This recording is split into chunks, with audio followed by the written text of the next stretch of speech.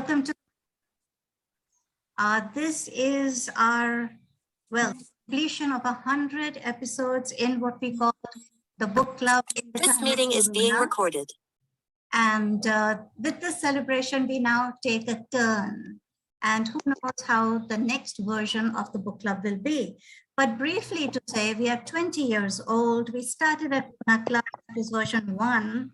Then we moved over to Gyan Adab, where we had far better facilities, and we became version 2.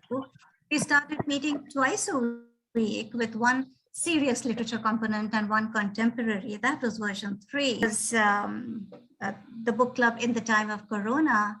And now we are celebrating Shakespeare's birthday. April 23rd is actually Shakespeare's birthday, or so we believe, right? Now, in actuality, we are more sure of 23rd April 1660 he died than we are of 23rd April 1564 being the day that he was born. Now, I won't go into all those historical records or the absence of those, but you know, we have so little evidence really about who Shakespeare was. And there is all that controversy about was it really William Shakespeare who wrote all that beautiful poetry and those fantastic plays? Was it Marlowe? Was it Bacon?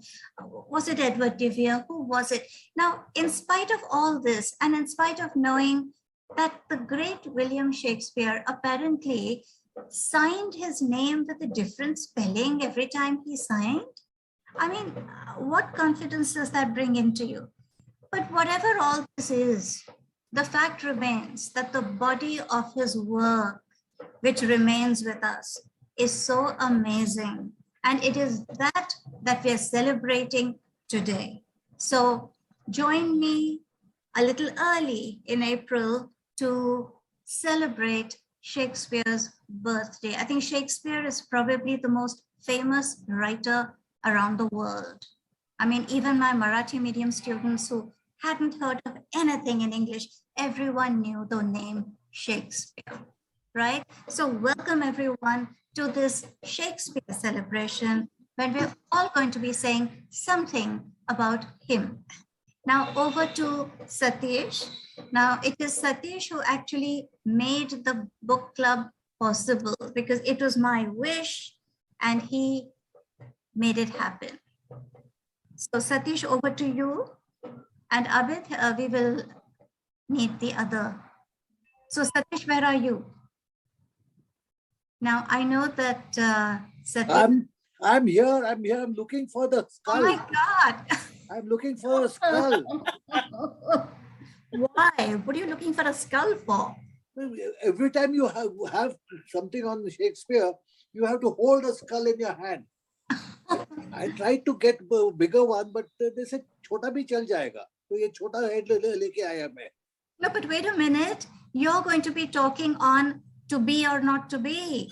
Hey, but when we had this, did you notice that what did we have on our flyer? On our flyer, we had a fellow with a head of something or the other. Oh, wait a minute. To be or not to be is not spoken with a skull in hand. No, it's that when is they see the people. Yes. Yeah. That is Act 5, the grave diggers. Grave diggers. That's when he picks up the skull. Look, but we had that photograph, so I searched everywhere to get that big skull. I got the small one. I'll keep him quiet now for a while. It's alive, by the way. One thing I wanted to ask you, how do you say that, what do you say? What was what Shakespeare's words are all about? What? Which word? You're talking about to be, not to be? Are you talking about that? So how do you say it? You are the professor. To be or not to be? That is the question. How would you say it? To be or not to be? That is the question. No way. That's nothing. It's to be or not to be. That is the question. You have to stress that. I said that is the question. You hit it hard. I have saying a little video about people, about well-known English actors talking about this. Because Yeah. you see that they talk of the way I said. To be The or accent not is on to be, different words. that is the question. Just play the video to Mohini and others. You'll see that I am right. To be or not to be. That is the question. Sorry. I mean, yes. Yes, but if you don't mind a note, or. To be or not to be. Try this. To be or not to be, that is the question. Don't lose focus. To be or not to be, that is the question. To be or not to be, that is the question. To be or not to be, that is the question.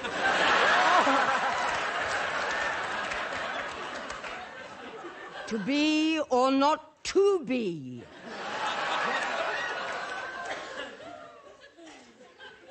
To be or not to be, that is the question. Now we have Sunita Shetty and Chetan Shetty, who are going to offer us speeches from Julius Caesar. I think Julius Caesar is one of those very well-known plays that many of us read in school, and those unforgettable speeches by Brutus and Mark Antony. So Chetan and Sunita, over to you. Hi, everyone. So this is Act 3, Scene 2 at the Forum. After Caesar has been murdered and assassinated, Brutus approaches the crowds and he starts. Be patient till the last. Romans, countrymen, and lovers, hear me for my cause and be silent that you may hear. Believe me for mine honor and have respect to mine honor that you may believe. Censure me in your wisdom and awake your senses that you may be better. If there be any in this assembly, any dear friend of Caesar's, to him I say that Brutus's love for Caesar was no less than his. If then that friend demand why Brutus rose against Caesar, this is my answer. Not that I loved Caesar less, but that I loved Rome more. Had you rather Caesar were living and die all slaves, than that Caesar were dead, to live all free men? As Caesar loved me, I weep for him. As he was fortunate, I rejoice at it. As he was valiant, I honor him. But as he was ambitious, I slew him. There is tears for his love, joy for his fortune, honor for his valor, and death for his ambition. Who is here so base that would be a bondman? If any speak, for him I have offended. Who is here so rude that he would not be Roman? If any speak, for him I have offended. Who is here so vile that will not love his country? If any speak, for him I have offended. I pause for a reply. Then none have I offended. I have done no more to Caesar than you shall do to Brutus. The question of his death is enrolled in the Capitol, his glory not extenuated, wherein he was worthy, nor his offenses enforced, for which he suffered death. Here comes his body, mourned by Mark Antony, who, though he had no hand in his death, shall receive the benefit of his dying, a place in the Commonwealth. As which of you shall not? With this I depart, and that, as I slew my best lover for the good of Rome, I have the same dagger for myself when it shall please my country to need my death.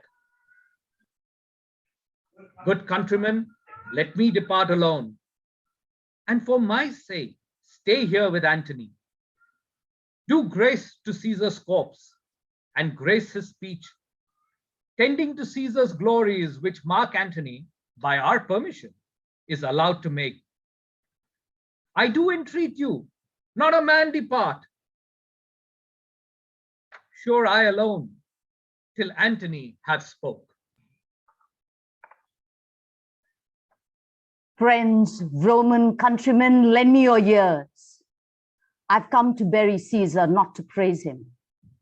The evil that men do lives after them. The good is oft interred with their bones, so let it be with Caesar. The noble Brutus has told you Caesar was ambitious. And if it was so, it was a grievous fault, and grievously had Caesar answered it. Here, under leave of Brutus and the rest, for Brutus is an honorable man, so are they all honorable men, come I to speak in Caesar's funeral. He was my friend, faithful and just to me. But Brutus says he was ambitious, and Brutus is an honorable man. He had brought many captives home to Rome, whose ransoms did the general coffers fill. Did this in Caesar seem ambitious? When that the poor have cried, Caesar hath wept. Ambition should be made of sterner stuff. Yet Brutus says he was ambitious, and Brutus is an honorable man. You all did see that at Lupercal, I thrice presented him a kingly crown, which he did thrice refuse. Was this ambition? Yet Brutus says he was ambitious. And sure, he is an honorable man. I speak not to disprove what Brutus spoke, but here I am to speak what I do know. You all did love him once, not without cause. What cause withholds you then to mourn for him? O judgment, thou art fled to brutish beasts, and men have lost their reason. Bear with me. My heart is in the coffin there with Caesar, and I must pause till it come back to me. But yesterday, the word of Caesar might have stood against the world. And lies he there, and none so poor to do him reverence. O masters, if I were disposed to stir your hearts and minds to mutiny and rage, I should do Brutus wrong and Cassius wrong, who you all know are honorable men. I will not do them wrong. I rather choose to wrong the dead, to wrong myself and you, than I will wrong such honorable men. Now here's a parchment with the seal of Caesar. I found it in his closet. 'Tis his will. Let but the commons hear this testament, which, pardon me, I do not mean to read. And they would go and kiss dead Caesar's wounds and dip their napkins in his sacred blood. Yea, beg a hair of him for memory, and dying, mention it within their wills, bequeathing it as a rich legacy unto their issue. Will you be patient? Will you stay a while? I've overshot myself to tell you of it. I fear I wrong the honorable men whose daggers have stabbed Caesar. I do fear it. You will compel me then to read the will? Then make a ring around the corpse of Caesar, and let me show you him that made the will. Shall I descend? Will you give me leave? If you have tears, prepare to shed them now. You all do know this mantle. I remember the first time ever Caesar put it on. It was on a summer's evening in his tent, that day over the Nerva. Look, in this place ran Cassius's dagger through. See what a rent the envious Casca made. Through this the well-beloved Brutus stabbed, and as he plucked his cursed steel away, mark how the blood of Caesar followed it, as rushing out of the doors to be resolved. If Brutus so unkindly knocked or no, for Brutus, as you know, was Caesar's angel. Judge, O you gods, how dearly Caesar loved him. This was the most unkindest cut of all. For when noble Caesar saw him stab, ingratitude, more strong than traitor's arms, quite vanquished him. Then burst his mighty heart, and in his mantle muffling up his face, even at the base of Pompey's statue, where all the while ran blood, great Caesar fell. Oh, what a fall was there, my countrymen, that you and I and all of us fell down, whilst bloody treason flourished over us. Oh, now you weep, and I perceive you feel the dint of pity. These are gracious drops, kind souls, what weep you, when you but behold our Caesar's vesture wounded? Look you here. Good friends, sweet friends, let me not stir you up to such a sudden flood of mutiny. They that have done this deed are honorable. What private griefs they have, alas, I know not, that made them do it. They are wise and honorable and will no doubt have reason answer you. I come not, friends, to steal away your hearts. I am no orator, as Brutus is, but as you know me all, a plain, blunt man that love my friend, and that you know full well, that gave me public leave to speak of him. For I have neither wit nor words nor worth, action nor utterance, nor the power of speech to stir men's blood. I only speak right on. I tell you that which you yourselves do know, show you sweet Caesar's wounds. Poor, poor dumb mouths, and bid them speak for me. But were I Brutus, and Brutus Antony, there were an Antony would ruffle up your spirits and put a tongue in every wound of Caesar that should move the stones of Rome to rise and mutiny. Wow, that was amazing. Thank you, both of you. It really brought those moments back and the powerful feeling that they generate and the realization of how fickle the crowd is that is swayed first by one good speaker and then by the other. Thank you so much, Chetan and Sunita. Now we move on to another very powerful play and one of my favorites, The Merchant of Venice. Now, The Merchant of Venice has that amazing character, Shylock, about whom we can never debate enough. You know, there's always something more to say. And every time I read the play, I see something more, or I see something differently than I did the last time. So we have Latika Padgaonkar, who is going to use one of Shylock's speeches to talk about him. And then we have Sunita Mehta, who will talk about Portia, who is another very towering figure in The Merchant of Venice. So we begin with Latika. Let everyone see the speech on the screen. Okay, so here I go. I have 10 minutes. I'm going to do it fast. This is a very famous speech in third act of Merchant of Venice, scene 1. And it starts with Cesario, who's a Christian and a friend of the Merchant of Venice, Antonio. And he says to Shylock, he says, if Antonio is not able to give you back, pay back the loan, which is a pound of flesh, why should you bother? He says, you know, what's it good for?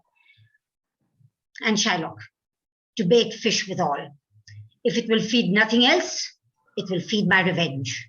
He had disgraced me and hindered me 500,000, laughed at my losses, mocked at my gains, scorned my nation, thwarted my bargains, cooled my friends, heated mine enemies. And what's his reason? I'm a Jew. Hath not a Jew eyes? Hath not a Jew hands, organs, dimensions, senses, affections, passion?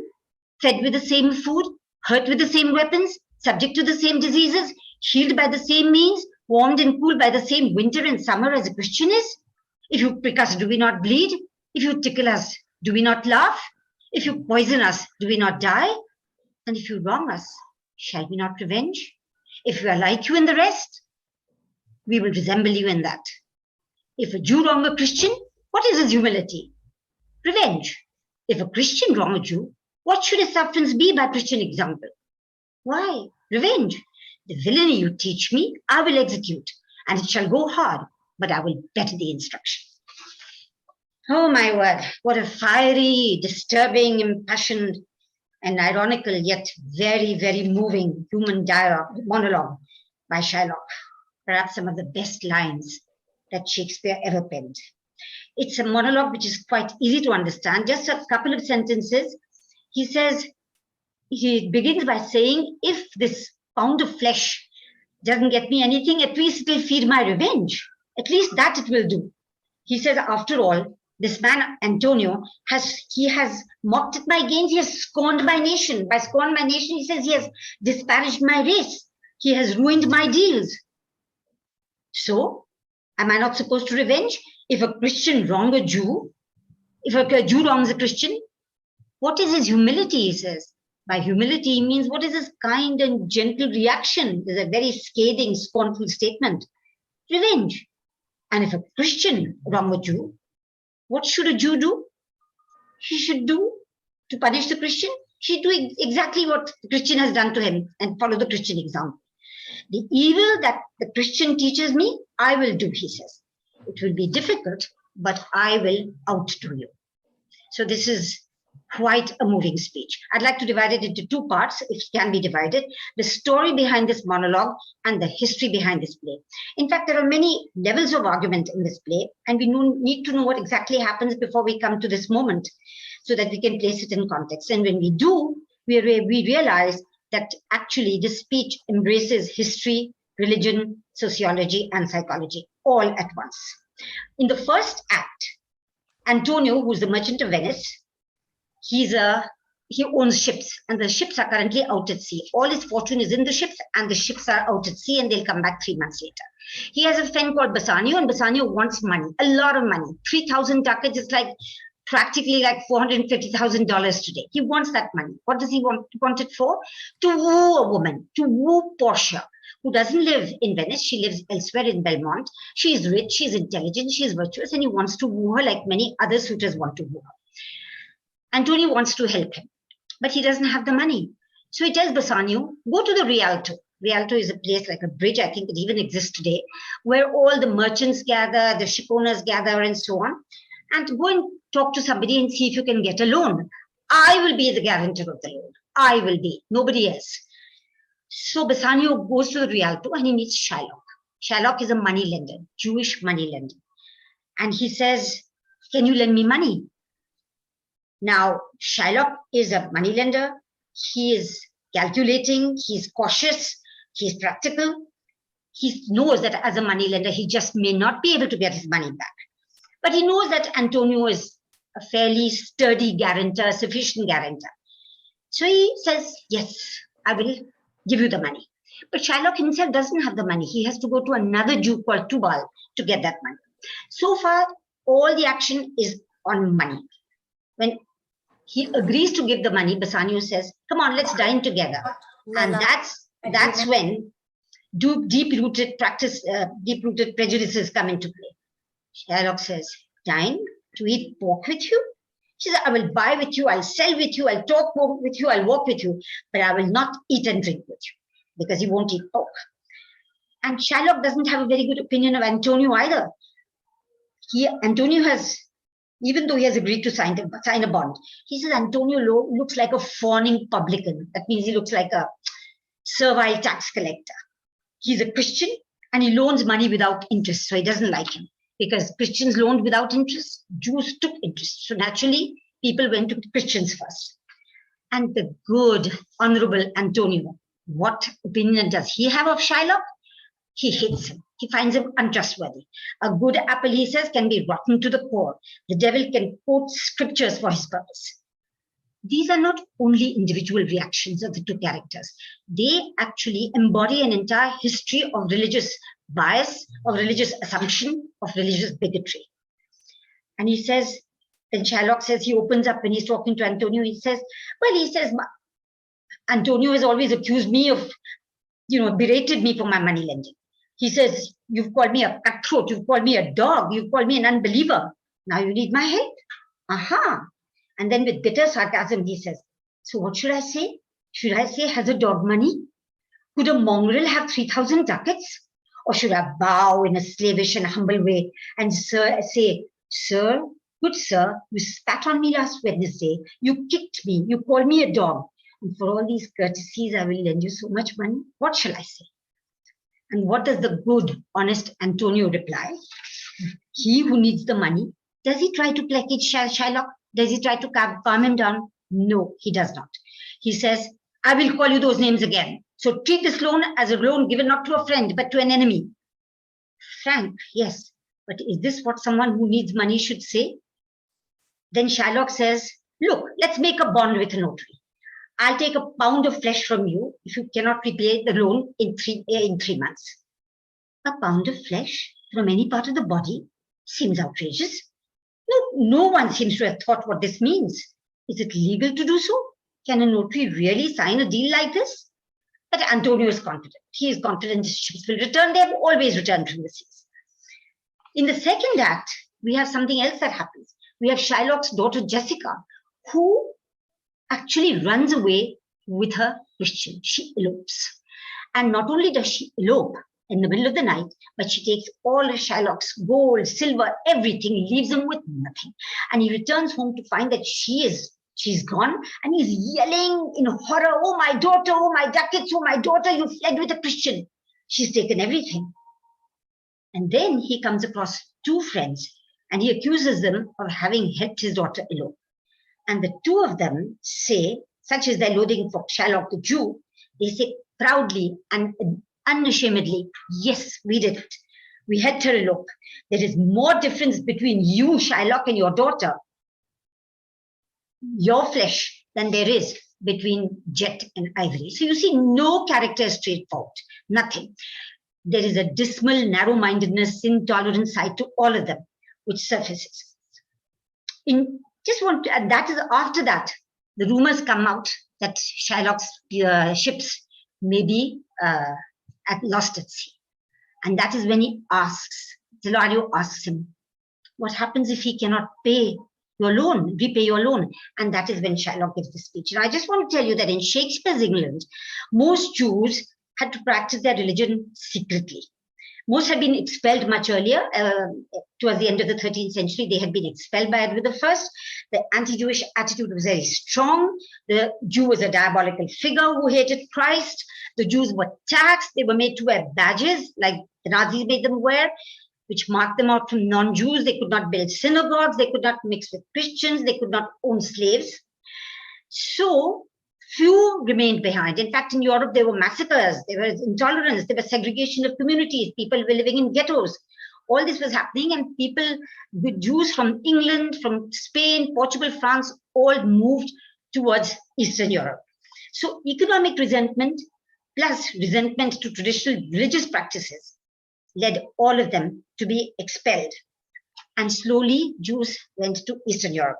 But as commerce grew, and Venice was one of the centers of commerce, Jews became prominent in trade and in money lending. And Venice became a very important trading center. Now, the economic and cultural successes of the Jews, in spite of all the horrors that they had suffered, made Christians quite envious.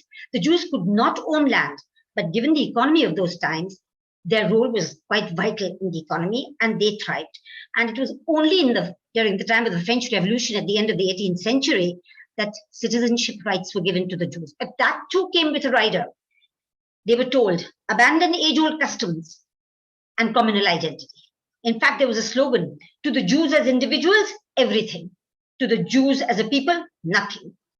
So critics have read this play in different ways and have stirred different reactions. For instance, I have a book by a critic called Harold Bloom.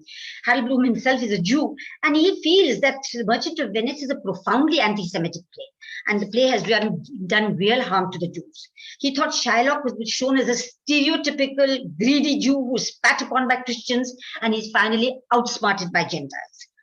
The questions are also asked about the character of Shylock.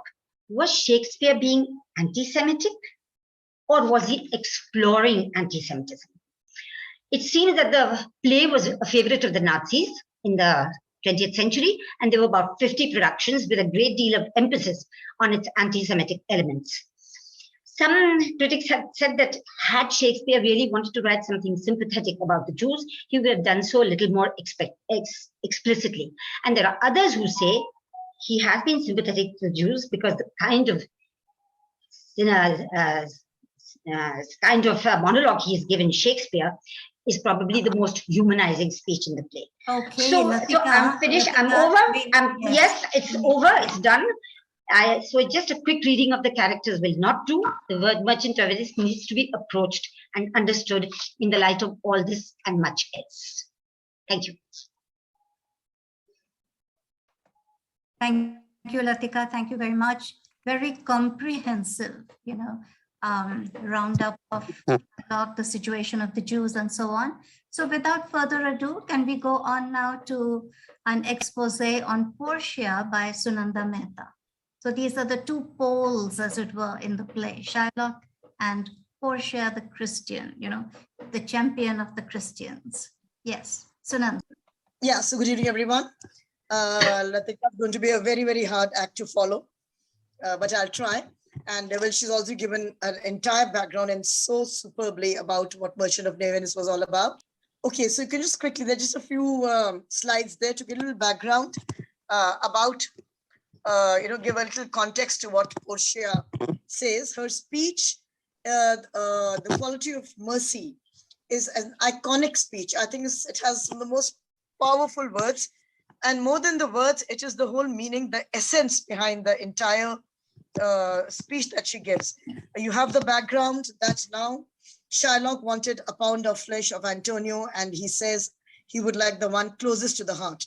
Of course, it meant that if he goes and he carries out his part of what was due to him, there was no way Antonio could live. And Portia then disguises as a lawyer, and she goes there with the entire intention of saving Antonio, because Antonio was the friend of her husband who had helped him to win over Portia. So that is the whole intention behind the speech that she gives. And also she first tries her best to tell Shylock that he needs to show a bit of mercy. He needs to show some compassion. Then Shylock asks the famous question. You could just go on the slides, please. Slide number 6, maybe straight. On what compulsion must I? Tell me that, is what Shylock asks. And it is from this question that the entire speech springs, that has become, that has really made Portia absolutely immortal in the world of Shakespeare and in the world of literature. So it goes. The quality of mercy is not strained. It droppeth as the gentle rain from heaven upon the place beneath. It is twice blessed. It blessed him that gives and him that takes. This is mightiest in the mightiest. It becomes the throne monarch better than his crown. His scepter shows the force of temporal power, the attribute to awe and majesty. Wherein doth sit the dread and fear of kings, but mercy is above the spectred sway. It is enthroned in the hearts of kings. It is an attribute to God himself. An earthly power doth then show like as gods when mercy seasons justice. Therefore, Jew, though justice be thy plea, consider this, that in the course of justice, none of us should see salvation. We do pray for mercy, and that same prayer doth teach us all to render the deeds of mercy.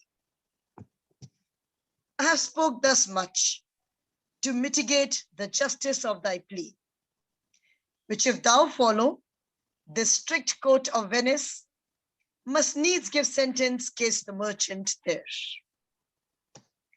So this was a speech by which Portia tried to arouse a sense of compassion. And what makes this speech so powerful is less of the words chosen, but more of the essence, the call for mercy and likening it to divinity, that anyone who has compassion or mercy in him or her is equal to God, because it is something that flows directly from heaven. Very importantly, it blesses both. And we all know that an act of mercy not just makes the other person feel good, but even more than that, it makes you yourself feel good. This is also, maybe it was so many centuries ago that when we talk now about the act of forgiveness, I mean, everywhere they say, if you want to be peaceful in life, the best thing to do is to forgive people, because that is a favor you do not to that person, but to yourself.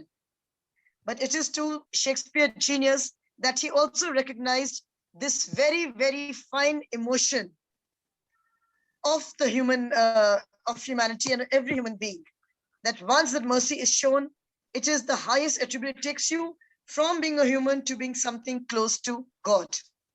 And it was this that made the speech so powerful. And it is this which is recounted in so many places. Even lawyers till today in court, they talk of these words when they are when they are trying to advocate that quality, when they're trying to win a case on the grounds of someone showing mercy and showing human qualities. And that, I think, is also, I think that is one of Shakespeare's biggest contributions in literature to the humanity itself. Of course, it didn't work. And like Latika so aptly said, that the play does sound a bit Semitic because it shows Shylock in a very atypical Jewish manner. And since it also shows that this speech has absolutely no effect on Shylock or his intention. He is as determined to carry out his revenge of the taking the pound of flesh, and he wants it closest to Antonio's heart to feel good. It feed his revenge, like he said. But what Portia does do after this speech is she brings out a legal technicality by which, I mean, that's something we all of us know. And she says that what was promised to Shylock was a pound of flesh, but not one drop of blood must fall from Antonio whilst he takes that pound of flesh.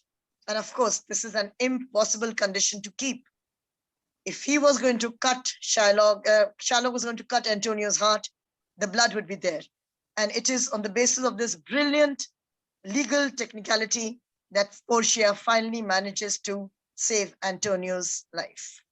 And while, unlike Satish, I could not find a prop like a skull, I did my small little bit to at least wear a black and white like a lawyer. So as Portia disguised herself as a lawyer, I have the same disguise here when I read out her speech. Thank you so much. Thank you. Thank you, Sunanda. Very beautifully done. And you stuck to your time. I thank you especially for that as well. That legal quibble, doesn't it send the shivers down your back? I mean, how, of course, you cannot take flesh without dripping blood. But when you say flesh, doesn't it also include blood? So, you know, that's, yes, Satish. I tell you a secret about Sunanda. In school, she did not get this role.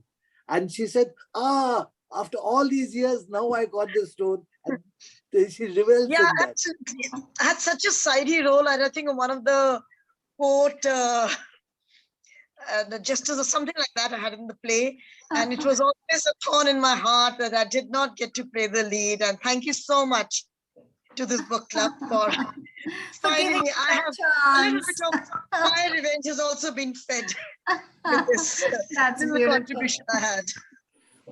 Oh, that's lovely. That's a lovely side story. A little aside, maybe there's something's come around. I was telling Satish, one of the articles which I wrote, which is closest to my heart, and which got the maximum feedback and reaction till date, was titled "The Quality of Mercy."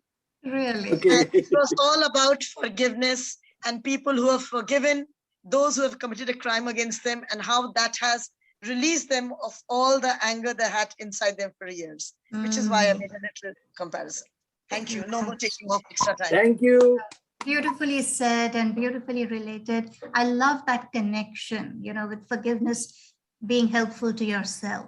So well spoken. Thank you. Okay, Satish, you found it. Right. So Hamlet has been represented in this program. And now onward we go to Macbeth. Now, Macbeth has generated quite a lot of interest.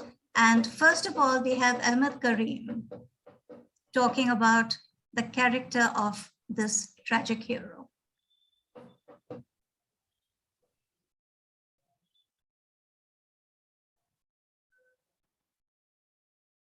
I'm on a call. Yeah, thank you. Can you hear me all right? Clear. Yes, yes. And are you able to see the presentation that I'm trying to screen? Yes. Okay, great, great. Okay, thanks very much. Thanks, Mohini and Satish. This is a bit of a steer away from we've had the text so far, and this presentation sort of veers towards the subtext, as it were. Okay, this is a bit of a psychological reading into a psychological interpretation of Macbeth's character, and so it's more a subtext. I am sort of leaning and depending on the fact that most of you know of the basic plot of Macbeth, because I won't have the time to sort of get into it. And I'll straight away get into the theory of the fatal flaw. Okay, now this fatal flaw is a theory proposed first by Aristotle in his work Poetics, okay, and which was taken up by Shakespeare to explain why tragedies happen, okay, or why bad things happen to good men, okay, who are otherwise have a lot of kind of very fine qualities. So there you have. Just a minute. I'm not able to, for some reason. Yeah. So if you see the passage here, that these men carrying, I say, the stamp of one defect, being nature's livery or fortune's star, their virtues else, be they as pure as grace, shall in the general censure take corruption from that particular fault. Okay. This is actually Hamlet. This is not Macbeth. But Hamlet and Macbeth and Othello, all of them subscribe to this whole issue of, why do otherwise good men have such falls? Okay. And as I was saying, that this was first proposed by Aristotle and he called it Harmatia, if that's the way you pronounce it, or the tragic flaw. And Shakespeare really took that up, and he worked this particular theory in all of his tragic characters. So with Hamlet, the tragic or the fatal flaw was his indecisiveness. With Othello, largely, possessiveness and suspicion. And we're about to guess at best what it might be for Macbeth. Now, Macbeth himself sort of, Shakespeare and Macbeth, they both themselves propose the tragic flaw, the fatal flaw, and it's called vaulting ambition. Even Macbeth has this proposition that he makes himself, saying that, what I'm about to do is truly abhorrent to me and to my own conscience, and I would not have done it had it not been for this vaulting ambition in me. Okay, so they try and pin it down to Macbeth's sort of excessive and exaggerated sense of ambition. Okay. Now, the question is that Macbeth was a warrior, right? I mean, he was a very fine warrior. He was, for all other practical purposes, a nobleman who had some very other fine sterling qualities. Okay. Lady Macbeth called, in one of the passages, she says that you have the milk of human kindness flowing through your veins, and you put others before your own sort of interests. So he had many very fine qualities, and he was a brave warrior. He was not I mean, when it came to war, he was valiant, he was brave, he was skillful. So the question is, why does such a brave man, such a fine man and a fine warrior, why doesn't he go to war? Why does he choose to take such a cowardly route of killing an old king. Okay, he's not even a young man, and it's not even a fair duel. Okay, he kills him in cold blood, almost like a thief, stealing his kingdom away from him.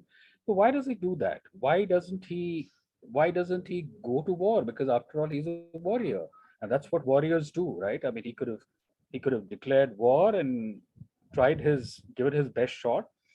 He chooses to take, somehow, despite all of his wonderful qualities, he takes the easy way out. Okay, he takes the coward's way out. Now there are many reasons. Was it Lady Macbeth? Because she certainly had an important sort of she was certainly an important factor. Okay, what and that's a bit of a mystery. We're only sort of guessing at as to what it was in Hamlet. Sorry, I mean what was the tragic flaw in Macbeth? In any case, whatever it was, uh, his overreach, okay, his basic overreach of killing the king and seizing his kingdom, causes him to sort of make a very Faustian bargain. Okay, the Faustian bargain is that you ask for something very worldly, and in exchange you give your own soul. Okay, that was Faust. That was the Faustian bargain. So in killing the king, he seems to put his soul at risk, and simply put, somehow his life or his own self becomes so unworthy after having done that sort of really foul deed, that it just cannot be redeemed any longer. Okay, now why was that? I mean, the question is, after all, warriors killed each other, warriors went to war, warriors sort of when the occasion arose, they killed each other.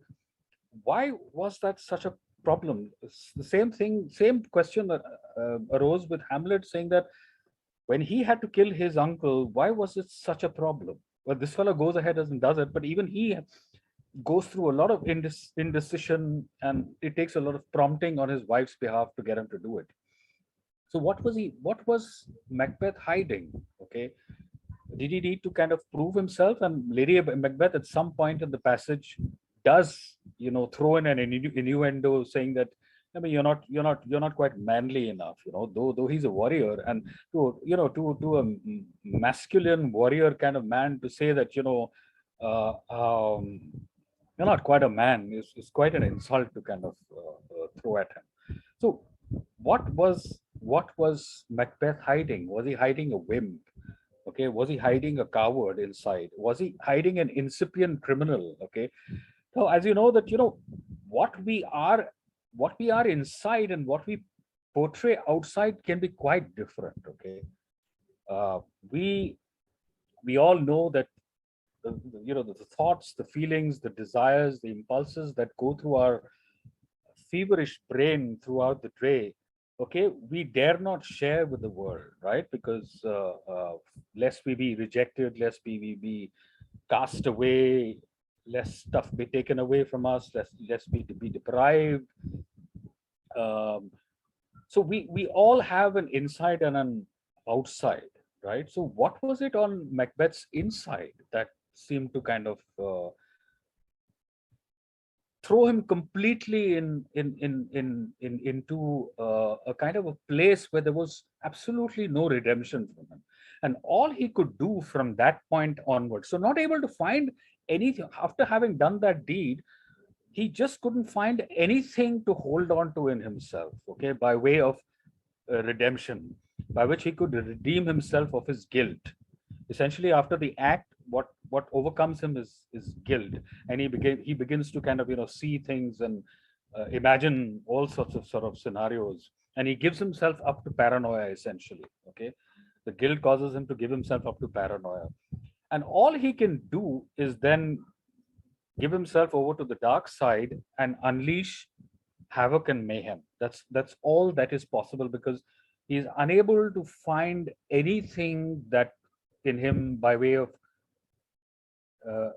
redemption. So all he can do is completely continue to wreak havoc and mayhem. Now, from this, I just want to kind of, we don't have much time, take us to the the universe of the warrior. If you sort of look at Macbeth as a warrior and look at the warrior as an archetype, okay, I just want to kind of contextualize this so that uh, we ourselves can relate to it a little better. The warrior is an archetype, just as there are other archetypes, the archetypes of the healer, the archetype of the king, the archetype of the sage. The warrior is a pretty universal archetype, and we currently live in a very warrior-like era. Ours is an era of the warrior once again. Okay, after the Dark Ages and the Middle Ages and so on, we once again are the era where the warrior energy is quite on the ascendant. Okay, so we have we have marketing warriors, we have corporate warriors, and we have political warriors, and you see the warrior energy everywhere. People trying to essentially outdo each other. So let's just take a little final, just one look at the universe of the warrior, who is in all of us essentially. So there is a Macbeth in all of us. Okay, so the warrior is the part in us that believes that we are the center of the universe. Okay, and it is the part that gets us to go after what we want. Okay, so clearly we are in an era of go-getters and people going after what they want, and almost sort of stopping at nothing to in order to achieve whatever they want to do. Okay, so that's the energy of the warrior archetype. The primary orientation of the warrior archetype is towards curiosity, assertion, adventure, passion, aliveness, excitement, and competitiveness. We are in a competitive era, right? We're all sort of, when we put on our suits and we put on all our sort of different capes, we are wanting to outdo each other. We are wanting our opinions to prevail. We are wanting our say in the matters to prevail. That's the energy of the warrior. Okay, it enables us to dream for ourselves, invest in developing our strength and power, and question the established ways of our context, venture out into the world, undertake heroic journeys, expand our horizon, and have a sense of dominance over the world. Okay, I don't think this needs too much of an explanation. We ourselves kind of might be able to kind of relate to this kind of energy in us. With some people, this energy is quite pronounced. With others, this may be less pronounced. They may have other sort of archetypes that are more pronounced. Okay. Usually warriors live by a code of honor, but which the warrior very conveniently and expediently will forget and forego. And this you can see in all of the other stories also. The most prominent among them is the whole Mahabharat code. I mean, what happens to Draupadi, and what the amount of kind of machinations that the warriors sort of execute. Okay, a lot of it is quite shameful, and one would have wished that the warriors continue to live by a certain code and a kind of chivalry code. But it seems that the warrior energy, when it suits them, the warrior is quite able to expediently forget his or her chivalric code. Okay, and resort to any means. So the negative traits of the warrior are expediency, selfishness, domination, brutishness, lust for power, ruthlessness, a difficulty in collaborating with others, paranoia, using people as a means to an end, and most importantly, out of touch with one's own anxiety and vulnerabilities. Okay, because it's for a warrior, the last thing on his mind is to really get in touch with his vulnerable side and his softer side, because obviously that'll make him weak. Strength and desire and moving ahead is really the stuff of what warriors are. The warrior energy is about, and somewhere in this perhaps lies Macbeth's fatal flaw. So what I'm sort of proposing, I'm not proposing an exact replacement of the vaulting ambition theory, but it's a little more complex than what Shakespeare proposes in terms of simply a simplistic explanation of ambition. Okay, so that's my 10-minute presentation on the fatal flaw. Thank you very much. Thank you very much. Very interesting indeed. I enjoyed that. I'm sure everybody did. Now we have one more speaker on Macbeth. You know the saying that Shakespeare just doesn't get dated. He's evergreen. He's as relevant today as he was when he was alive, and so on. And there have been these attempts to adapt and modernize Shakespeare throughout the ages. Now, Sheena Shahani is going to tell us a little bit about the Hogarth Project. Over to you, Sheena. The Hogarth Shakespeare Project was conceived by Penguin Random House as a way of marking the 400th anniversary of William Shakespeare's death in 2016. The purpose was to introduce his work to a modern generation. It was supposed to be a series of 8 books. 7 were published from 2015 to 2018. The 8th was to be published in 2021, but it did not happen. And no other adaptations have been announced. Fans were hoping that the entire Shakespeare canon would be reproduced in this way. But as of now, the rest of the project has been quietly shut down. The 7 are a series of novels which recreate, reimagine, and retell Shakespeare's plays for the 21st century by acclaimed and best-selling novelists of today. Here are the 7 in order of publication. It is not possible to deal with all 7 in 10 minutes. So I have focused on the last one, Macbeth, by Joe Nesbo, and we'll touch upon the other 6 briefly. Gillian Flynn was supposed to be working on a retelling of Hamlet, eventually due for release last year in 2021, but it has not been published as yet. The reason I picked Macbeth is that I had met Joe Nesbo in seemingly another lifetime. This was pre-lockdown. And in those days, we could still get up close and personal with our favorite authors at literature festivals. Here I am with Nesbo at the Emirates Airline Literature Festival in February of 2020 in Dubai. I know I look very different now. About Joe Nesbo. He is Norwegian. He is 62 years old, known primarily for his fast-paced crime novels featuring ex-police inspector Harry Hula. Though he is proficient in English, Nesbo writes in Norwegian and is a prolific author. His work has been translated into over 50 languages, and by 2021, he had sold some 50 million copies worldwide, making him the most successful Norwegian author of all time. A number of his books have been made into movies. But he always wasn't a writer. He has been a stockbroker, a reporter, a professional soccer player, but then he tore his ligaments and that was the end of football. At one time, he even toyed with the idea of joining the Norwegian Air Force. He's also a musician.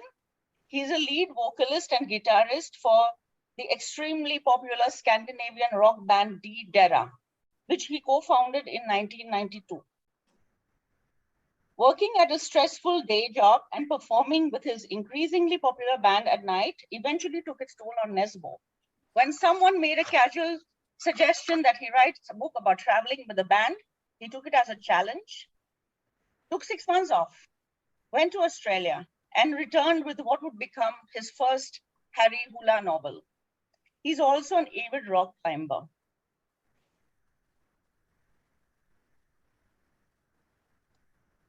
Harry Hula is the main character in a series of crime novels which started with The Bat. The novels are frequent bestsellers. Hula, a former cop, is a brilliant and obsessively driven detective who uses unorthodox and sometimes illegal methods in his investigations. Critics liken the personality of Harry Hula to those of the famous literary detectives such as Sherlock Holmes, Hercule Poirot, and Jules Maigret. It is no wonder then that in the reimagining of Macbeth, the titular character is a giant of a man, a capable cop, an outsider who has risen from the ranks to make a name for himself. The story of this Macbeth is set in the 1970s in the Fife area of Scotland, where Police Commissioner Duncan has the mandate of making his town a better place to live. He has a difficult job, The town's major businesses are casinos, drugs, and politics.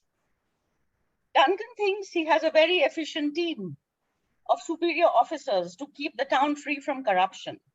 This team consists mainly of Inspector Duff, head of the anti-narco unit, Inspector Macbeth, commander of special weapons and tactics, and Inspector Cawdor, head of the anti-gang unit. These three are supposed to work together, but do they? The story opens with a drug bust of a biker gang gone wrong, bloody hostage taking, and SWAT commander Macbeth coming to the rescue of his childhood friend and fellow officer Duff. Together, they expose the traitor and mole in the police force, Inspector Cawdor, who commits suicide before he is caught. Macbeth receives praise and accolades after saving the day, which starts him on a path of personal and political ambition that will lead to his downfall. Growing up as a drug-addicted orphan who gets his life together after being raised by Banquo, Macbeth is what is considered a principal man. Macbeth gets promoted by Duncan to the top job that everybody is gunning for, head of the organized crime unit. And then it starts to get complicated.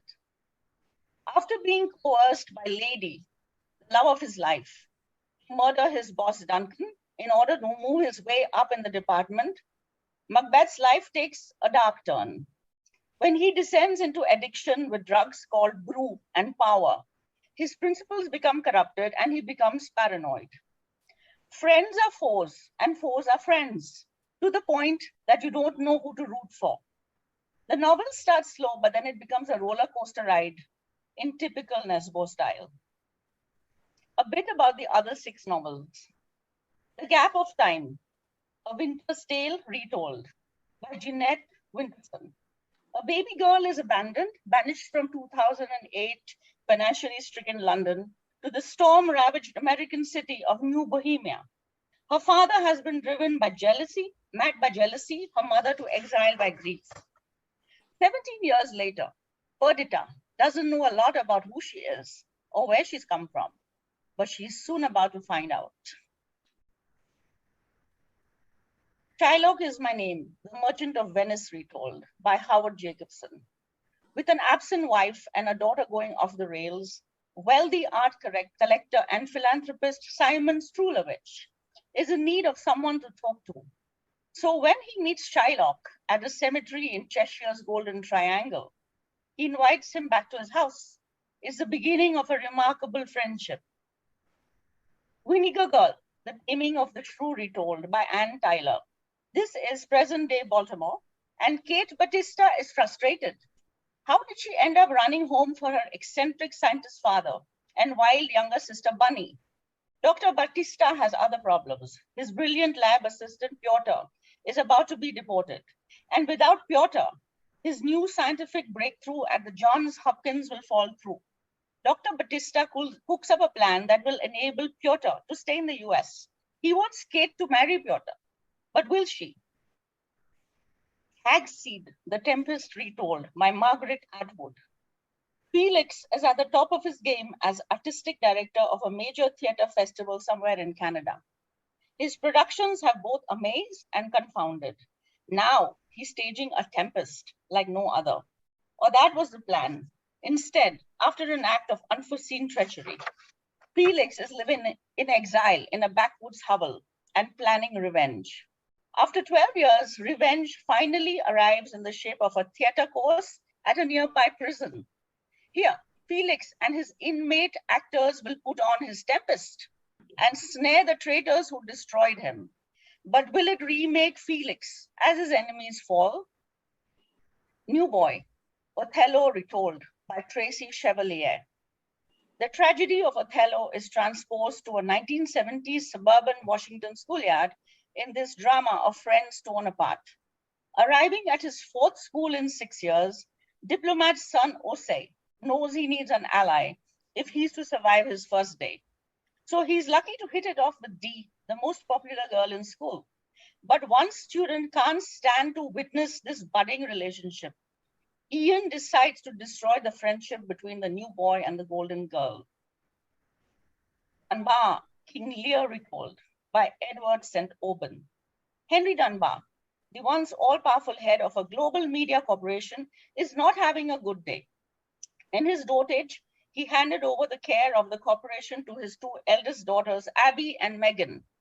But relations quickly soured, leaving him to doubt the wisdom of past decisions. Now imprisoned in a care home in the Lake District, Dunbar starts planning his escape. As he flees into the hills, his family is hot on his heels. Who will find him first? His beloved youngest daughter, Florence, or the diabolical daughters, Abby and Meghan, so keen to divest him of his estate? That wraps up the Hogarth series in a nutshell. I am reading my fourth novel, and I hope I got you interested to dig into some of them. Thank you so much. Thank you. Thank you. That was excellent. And you have got me hooked to the idea of reading these books. Fascinating, fantastic adaptations. Some of these adaptations of Shakespeare have been so marvelous, haven't they? I mean, Vishal Bharadwaj has done a very good job too. So thank you, Sheena. Excellent. No conversation on Macbeth would be complete without the witches having a word. So now over to Namra Nitya, and let's see what she has to say. Good evening, everyone. My name is Namra Nitya Roya. I'm 13 and I'm going to the 9th grade in a few months. I'm going to be performing a scene from Macbeth. It's the first scene in Act 4, and up to this part of Macbeth, Macbeth has just killed the king, and he's worried that people are going to find out what he did and kill him. So he goes to the three witches for help because he thinks that they have helped him before in the past when they told him his prophecy, but they didn't help him then and they don't want to now.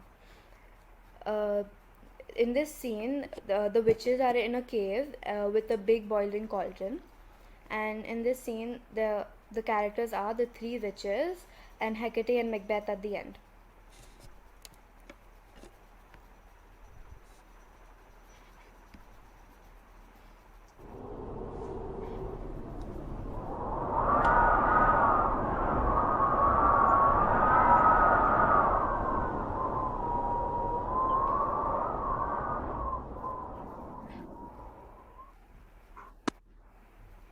Thrice the brinded cat had mewed, Thrice and once the hedge pig whined. happier cries 'tis time. Round about the cauldron go, in the poison and thrails throw. Toad that under cold stone, days and night has 31. Sweltered venom, sleeping got, boiled how fast I the charmed pot. Double, double, toil and trouble, fire burn and cauldron bubble. Fillet of a fenny snake, in the cauldron boil and bake. Eye of newt and toe of frog, wool of bat and tongue of dog, adder's fork and blind worm's sting, lizard's leg and owlet's wing. For a charm of powerful trouble, like a hell broth boil and bubble. Double, double, toil and trouble, fire burn and cauldron bubble. Scale of dragon, tooth of wolf, which is mummy maw and gulf. Of the rabbit salty shark, root of hemlock, tainted and dark. Liver of a blaspheming Jew, coal of goat and slips of yew. Silvered and the moon's eclipse, nose of dog and tutter's lips. Finger of a pearl strangled babe, titch delivered by a drab. Make the gruel thick and slab. Add thereto a tiger's children for the ingredients of our cauldron.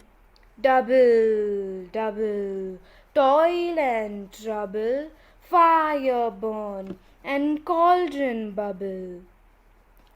Cool it with a baboon's blood, then the charm is firm and good. Oh, well done! I commend your pains, and everyone shall share I the gains. And now about the cauldron sing, live elves and fairies in a ring. enchanting all that you put in.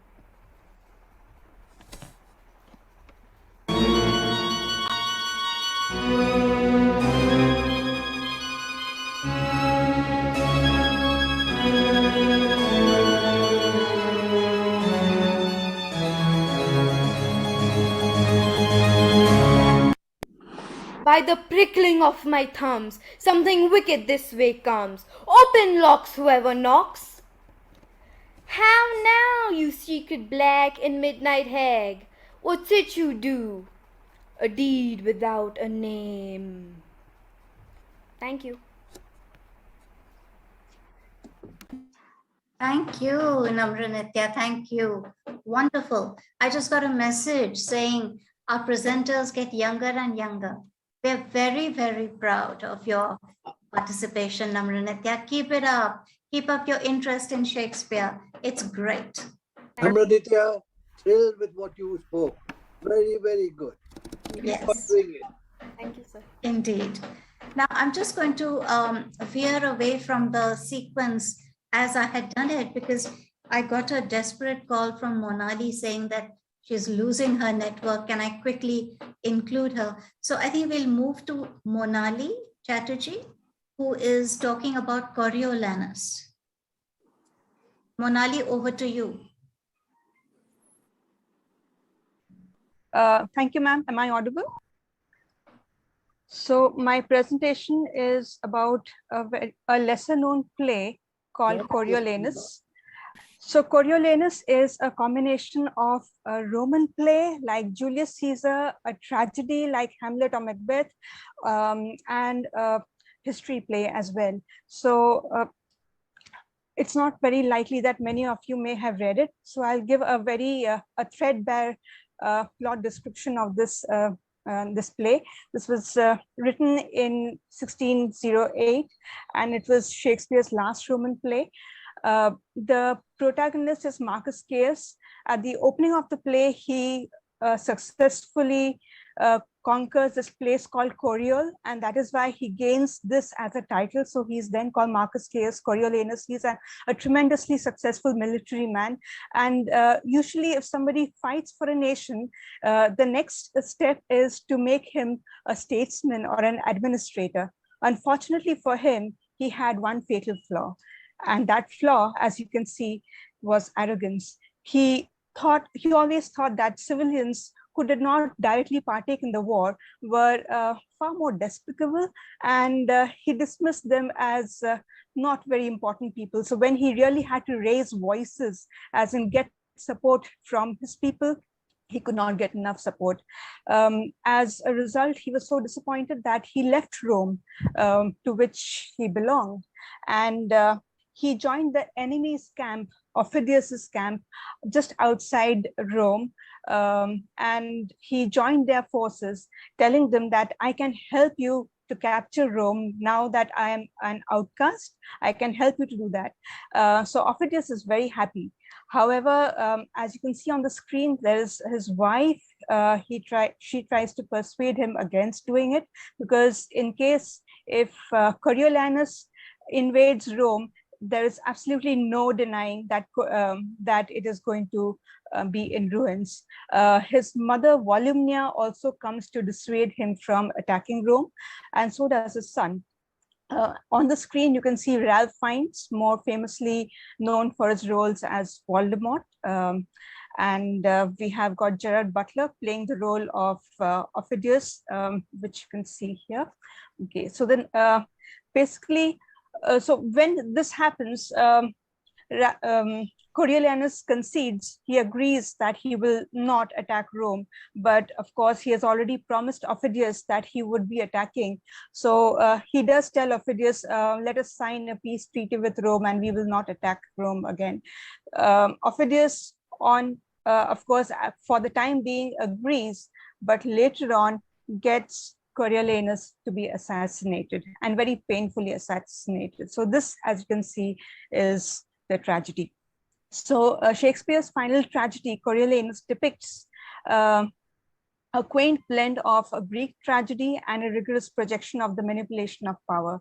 However, unlike other Greek tragedies, Shakespeare's plays, this tragedy offers a series of antitheses. Like a seasoned craftsman, Shakespeare dexterously works his way through a series of powerful contrasts and an array of ironical subversions. Like in a Greek tragedy, the hero scales the heights of extraordinary achievements, but is faced with a sudden and brutal reversal of fate. It is interesting to see why Coriolanus, despite being a hero, is despised and deserted by a fickle populace. They turn fickle simply because of the fact that they discover that Coriolanus hates them. The ironical subversion of Coriolanus as a villain becomes prominent when his arrogance threatens dictatorship.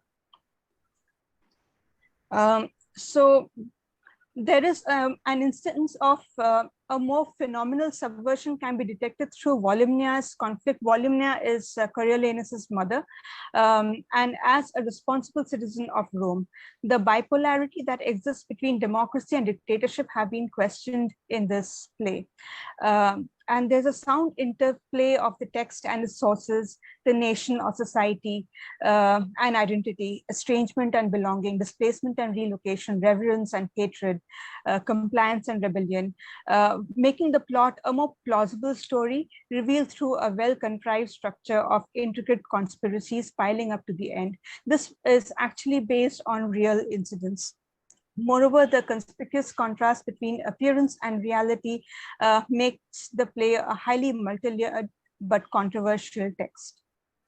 Unfortunately, it is still one of the most neglected texts of the day.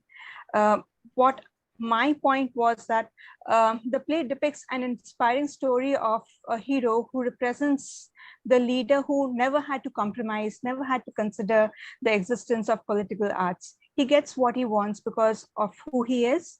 And when this fails to work, as well as in peacetime, as on the battlefield, when instead of enemies to kill, he has opponents to convince, his self-esteem collapses and his tragic fall begins.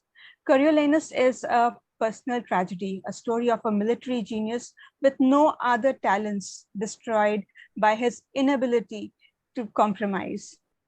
So as in so many plays, as in the lives of so many rulers, Shakespeare's point is that rank is nothing in itself without attention to moral obligations. I would end my presentation with some afterthoughts of what this plot could lead to, rather raise questions. This is how I find it. It is bitterly relatable to the autocrats of the present day and a certain ongoing war. So, and you can obviously see whom this reference is to. So this is all that I wanted to share. So thank you very much. Thank you. Thank you very much, Monali. Very interesting. I saw that movie, by the way, very well-made movie. Yeah. Extremely well-made. Very, very good. Monali, that was very nice. Yes. Thank you. About Coriolanus, but this really opened my mind to it. We saw the movie. Yeah, please watch the movie. It is an amazing movie. It is pretty close to the text, so it is worth giving a thought to. And people are talking about Putin so much. I could see so many parallels with Coriolanus. So yes, please watch also this. that angle of yes. war heroes. Yes, war heroes have to change. Their persona during peacetime.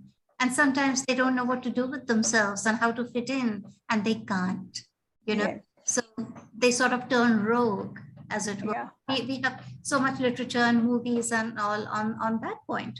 Okay, so Monali, thank you very much. Very interesting. Thank you. We now have some music with Maria, Julian, and Danielle. So over to them. Hello, good evening. So we are going to do. We can hear you. Carry on. All right. So we are going to do two songs from Shakespeare's plays. The first one is from The Tempest, which is considered Shakespeare's most musical play. And this version is from Robert Johnson's original setting. So we're doing Where the Bee Sucks, which is Ariel's last song, the song that he sings when he finally gets his freedom. And you hear that the song has a quick tempo and a really cheerful melody, which show how happy Ariel is to be free after his years of servitude, even though Prospero is a really good master.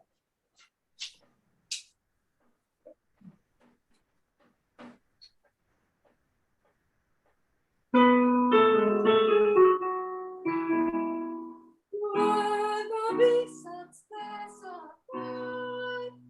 In a cowslip spell I lie. There I couch when owls do cry. On the bat's back I do fly. After summer merrily. Where the bee sucks, there's a cry. In a cowslip spell I lie. There I couch when owls do cry. On the bat's back I do fly. After summer merrily. Merrily, merrily shall I live now. Under the blossom that hangs on the bough. Merrily, merrily shall I live now. Under the blossom that hangs on the bough. Merrily, merrily shall I live now, under the blossom that hangs on the bough. Merrily, merrily shall I live now, under the blossom that hangs on the bough. The music in Shakespeare's plays, thank you. The music in Shakespeare's plays kept evolving according to the musical fashions of the time. We have used a modern setting for this sad song. So this is the song that Desdemona sings near the end. And she introduces it as a song that her mother's maid used to sing, but it's very clear that she relates with the emotion of the song. What's interesting is the song is about a false love, but in the play, she's waiting for her husband to come to her room. And in this way, the song acts as a foreshadowing of Desdemona's fate, which is the ultimate betrayal of love.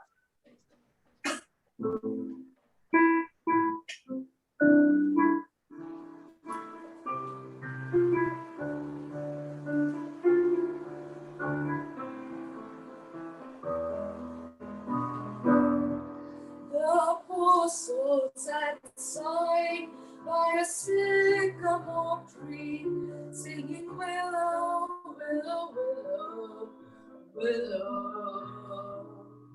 Her hand on her bosom, her head on her knee. Oh, willow, willow, willow, willow. She sighed in her singing and made a great moan, singing willow, willow, willow, willow. I'm dead to all pleasure, my true love is gone. Oh, willow, willow, willow, shall be my garland. The fresh streams ran by her and murmured her moans, singing willow, willow, willow, willow. Her soldiers fell from her and softened the stones. Oh, willow, willow, willow, willow. Her more you forsaken and mourn you with me, sing willow, willow, willow, willow. Who speaks of a false love, mine's falser than he. Oh, willow, willow, willow, shall be my garland.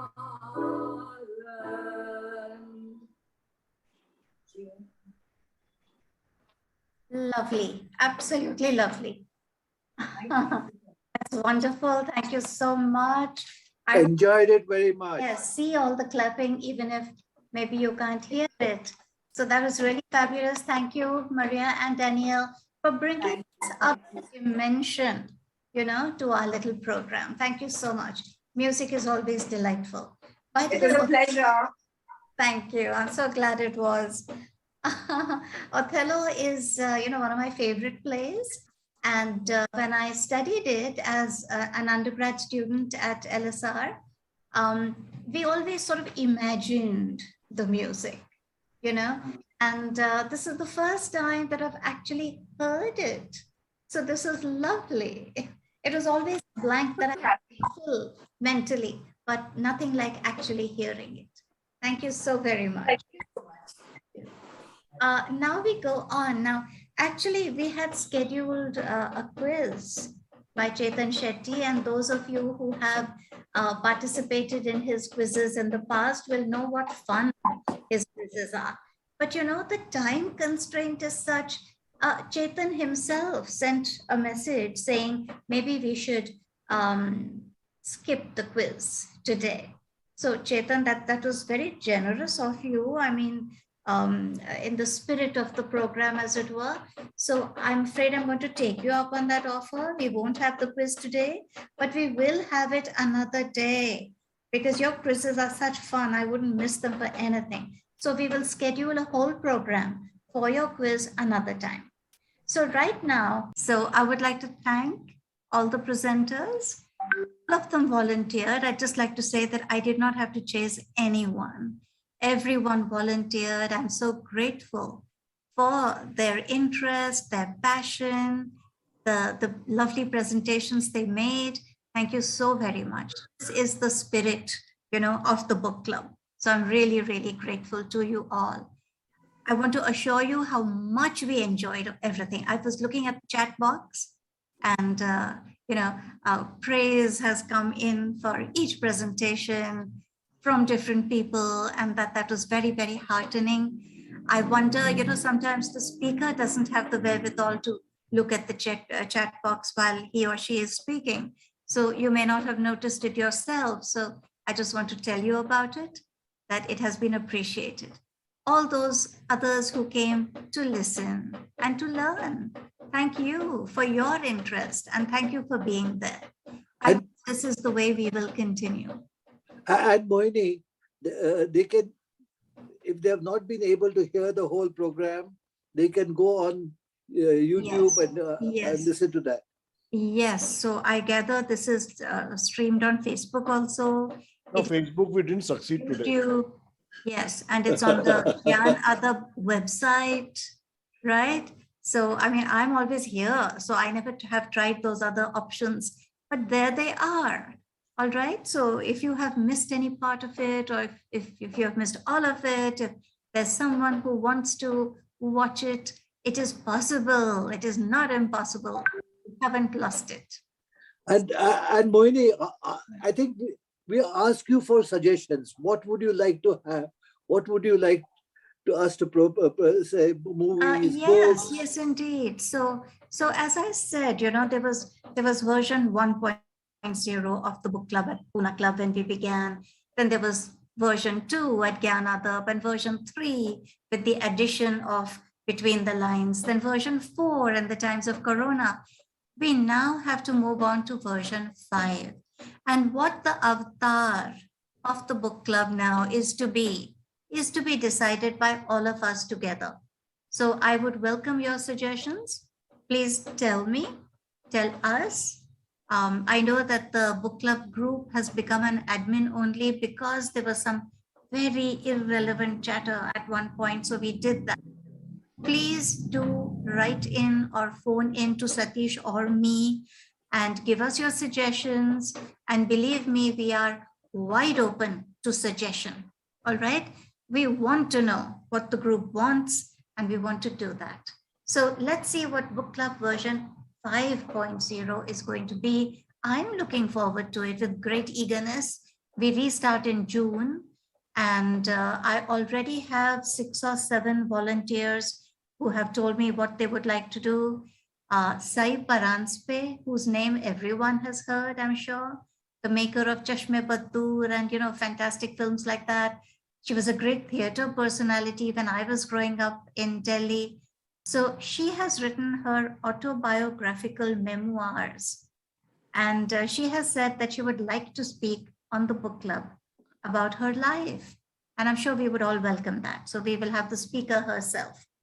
Others have, I have a list, I have an ongoing list.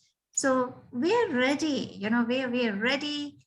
We just have to decide what exactly the format will be. Now, is Indu ready?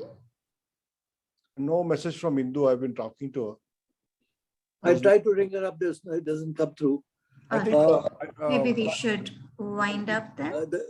Mo, we were told, who's that guy who is in Pune, who writes books on history and all that.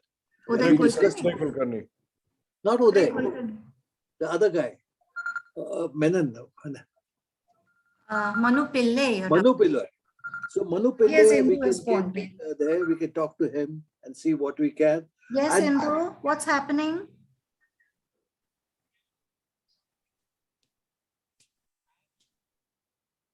Okay. All right. Another day. All right. Got it. Okay. Thanks for trying, huh? Sorry about this. Yeah. Okay. And Indu is from Belgaum. So Belgaum has been having problems about connectivity. Right. So anyway, so Anil says Indu is unable to connect, and therefore, there's no point waiting any further. So let's wind up now. So Satish, you were saying Manu Pillai is also. Yes. No, and I would like people to write in and tell us what they want to do. What you want to do is what we require. Yes. What I suggest is that in case they want to write to, they can. If you go on our website, there is a email ID called info@gyanadab.com. So if they just write on that, we will get the emails, and then I can circulate the emails to everybody in this. So there is also a book club email ID, which we can put on because since our chat group is not interactive, it is better we put some email on this, because today we have the entertainment WhatsApp group, which is quite communicative, but we need to give them some communication point where they can come and. Correct. So the Book Club Pune. I think put it on our chat. We'll put it on our chat. I will put it. We got the Book Club Pune, which is, I will send this, what we have talked about to everyone. No full stops or anything. And give us ideas what you'd like to do. At gmail.com. Okay. That is music, where your intimations come from about the program. So you can write to that. We will see it. So all in all, folks, thank you very much. We have enjoyed the evening. Thank you, presenters. Thank you, listeners who will be presenters at some point in time and who have been presenters. So thank you, everyone, for being here. And I request everybody to visit the gyanadab.org website, gyanadab.org. You just type Gyanadab, you will get it on the Google. And please have a look at our YouTube. On our YouTube, we have a special page on Gyanadab. We have a separate account, and there are about 170 videos. You can literally see all the videos. And please, when you go on the YouTube, don't forget to press like and subscribe and share. Okay, so can I, with your permission, end the program? Yes. Bye, everyone. See you in June for the book club. All the very best to you guys. See you in June.